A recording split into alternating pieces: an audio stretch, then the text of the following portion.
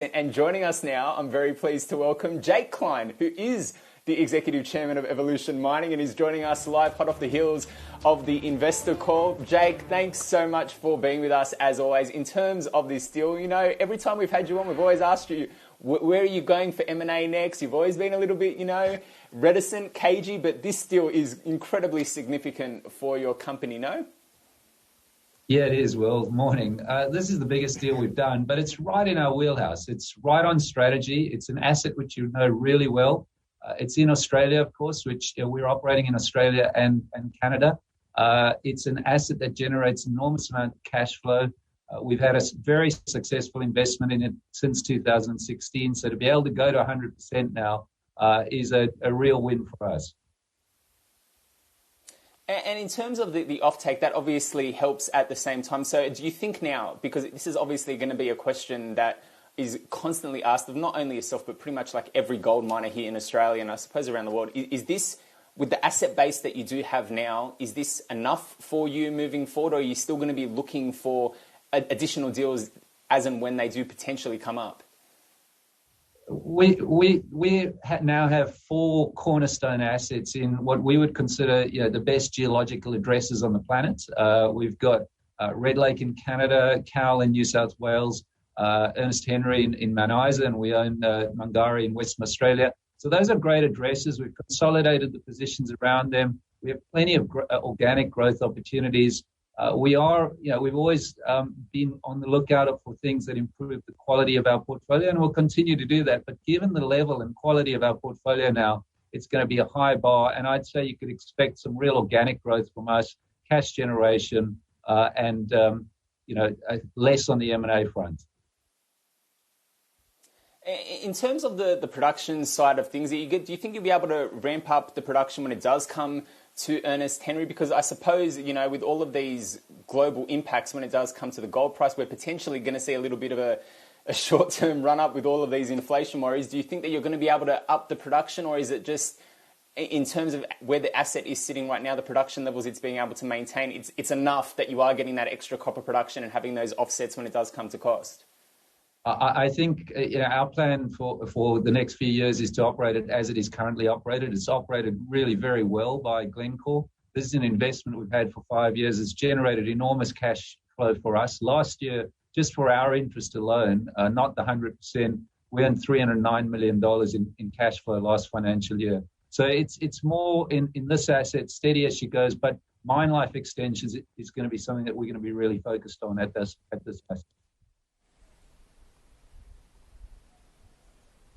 Hey, Jake, can you, geeky mining stuff now, can you give us a sense of the internal rate of return at Ernest Henry moving forward? And fundamentally, does this mark a shift to more copper and less gold? Answering your second question first, I'm going to describe ourselves as a gold company with a green tinge. We are still going to remain a gold company, but copper as a byproduct credit is something that we've always said we're interested in. But we're not going to be a diversified metals company. We're going to be a gold with, still looking at some gold with copper byproduct credits assets. With respect to internal rates of return on our long-term price deck, which is way, way more conservative than current prices, it gave us a very good rate of return. That didn't include exploration upside from going beyond into the deeper levels, which we consider highly probable. At current spot prices of copper and gold, which are very bullish at the moment, it gives us an exceptional return.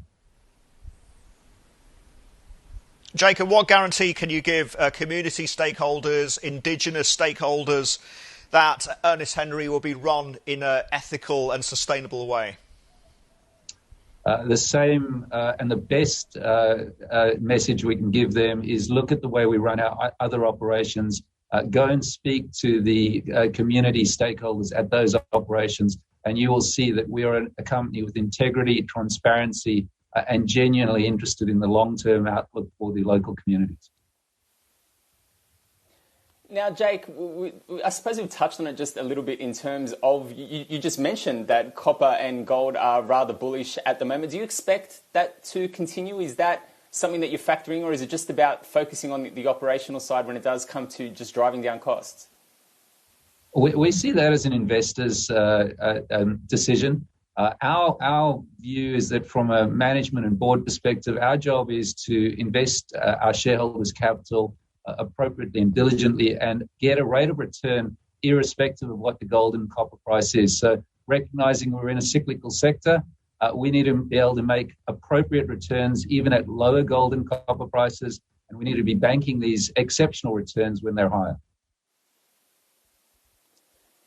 Are you experiencing any issues right now when it does come to supply chains and inflationary pressures on any of your operations? Not just specifically when it does come to Ernest Henry, but just across the board operationally at the moment? Probably the area of pressure is in Western Australia, where obviously the border closures have had an impact, and skilled labour is tighter. Our other operations on the east coast of Australia and in Canada, very little impact. We have not seen inflationary pressure in our supply chain, and are very focused on ensuring that it doesn't creep into our cost base.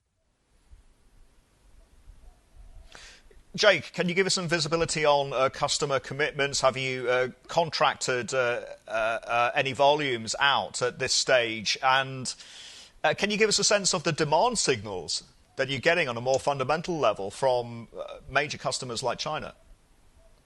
Well, Glencore are going to be the offtake party, and we're very pleased to continue the relationship with Glencore. So all our product, we're going to produce a concentrate. That concentrate will go to the Mount Isa smelter and then onto the Townsville refinery, which are operated by Glencore. It gives us an advantage of treating it domestically. We're very happy to have it treated in Australia. And Glencore will then ship the copper cathodes into probably Asia.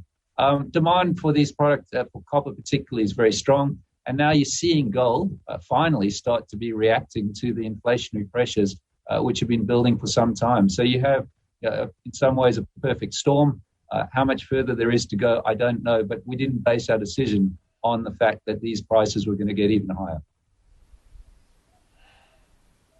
Jake, a couple of operational questions just to round off. How are you managing the rising cost base? Are you finding the right mining professionals, the folks to do these jobs? Or is talent an issue? Or operations becoming increasingly automated? We are finding that, I think the proposition which Evolution offers our team and our employees is that, we want their time at Evolution to be a highlight of their career. We're succeeding in many cases to be doing that. That means, growth for them professionally and personally, opportunities. We now have multiple operations, so we can give them career opportunities and development opportunities. So we're not finding staff retention a big issue. As I said, Western Australia is probably the one point where we're starting to see some real pressure on skilled labour. Got it. Jake, always good to catch up with you, sir. Thanks for those insights. Jake Klein there, Evolution Mining.